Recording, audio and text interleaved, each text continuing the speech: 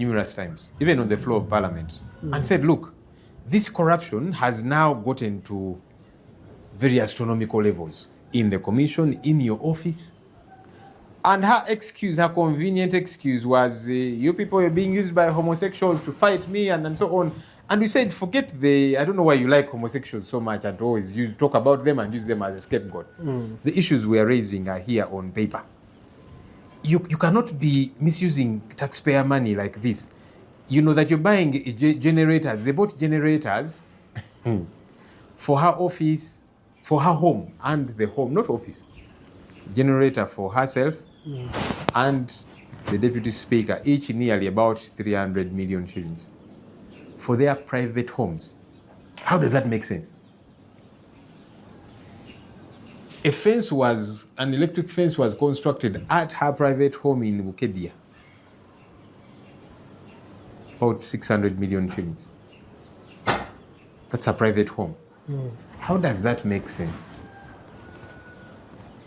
She awarded her radio station in Bukedia a contract worth 3.1 billion shillings, apparently to run adverts of Parliament and all of these different things. And I said, was there bidding by other media houses so that we get the most qualified, the one with the biggest coverage and all of those different things? There was none. The people who signed on the contract were staff in her office, signing off as managers. And many other ridiculous things, that billions of shillings were being put on accounts of staff of Parliament. Chris Obore, 4 I don't know how many billion shillings, and all these others. They would go, withdraw, and then take to her home. There's no way these things can be right. And whenever we talked about these issues, people were saying, you, Joel, you hate the speaker, and so on. I said, look, there's no reason anyway I must have to like her. But whether I hate her or not, the issues of concern are here. Why are they not being responded to? It reminded me of the time when I was COSASE chairperson.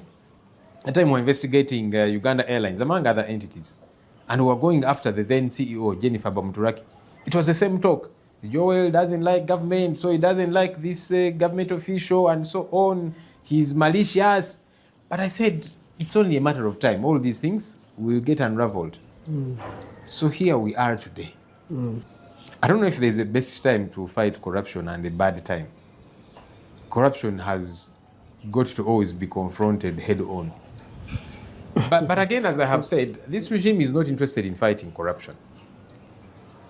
And while I am happy that the Speaker of Parliament is being called to order, because these are things I have been screaming my voice hoarse to an extent that she